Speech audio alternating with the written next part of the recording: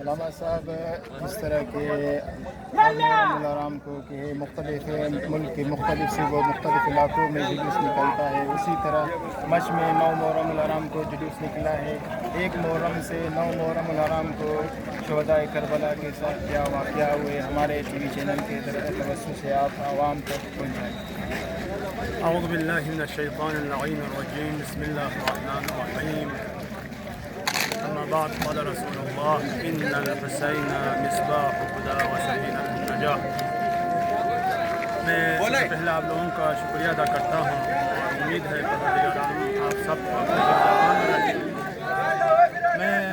تقریباً 3-4 سال سے مشق میں رہا ہوں اور الحمدللہ سال بے سال یہ جلوس بہتر انداز میں بنا رہے ہیں اور مومنین جوق در جوق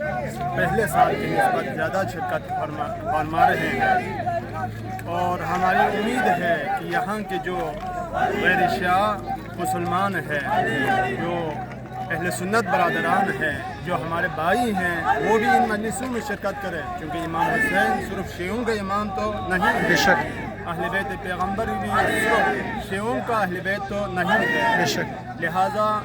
اجر رسالت کا ادائیگی یہی ہے کہ ہم ان مجلسوں میں، ان عزاداری میں، ان جلوسوں میں سب مل کر شرکت کریں، اور یہاں سے ہمیں وحدت کا پیغام جانا چاہیے ہر جگہ۔ یہ مشق جو ہے، مشق کا علاقہ بہت مشہور ہے کہ امنیت کے اعتبار سے بہت ہی خطرناک جگہ ہے، لیکن میں 4 سال سے یہاں رہا ہوں، الحمدللہ بہترین جو ہے امنیت ہے، یہاں بہترین سیکورٹی ہے اور بہترین مسلمانوں کے درمیان جو ہے اتحاد پایا جاتا ہے، اور امید ہے انشاءاللہ اس اتحاد میں آئندہ بھی زیادہ جو ہے متحد ہونے کی اور زیادہ بھائی چارگی پیدا ہونے کی، اور سب مل کے ان جلوسوں میں، ان مجلسوں میں شرکت کرنے کی ہماری امید ہے۔ جی ناظرین، جیسا کہ آپ کو علامہ صاحب نے کہا، محرم الحرام کے 1 محرم سے 10 محرم روز عاشور تک